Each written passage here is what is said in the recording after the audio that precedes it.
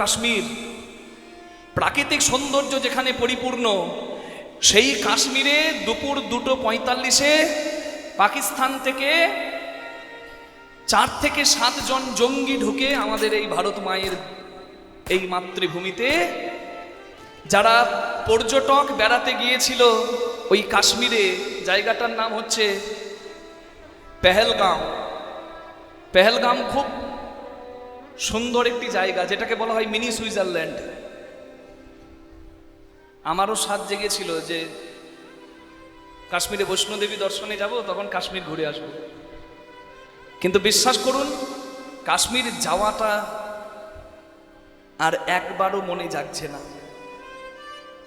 কারণ স্থানীয় মানুষদের সাহায্য না পেলে কখনো এত সিকিউরিটি, হাই সিকিউরিটি থাকা সত্ত্বেও জঙ্গি ঢুকতে পারে না।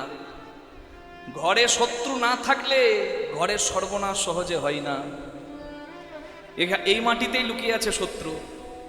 আমি মাননীয় আমাদের দেশের সরকারের কাছে প্রার্থনা করব যে এর যেন একবারে নির্মূল করে দেওয়া হয়, একবারে মূল শত্রু বিনাশ করা হয়। কি আপনারা চান না?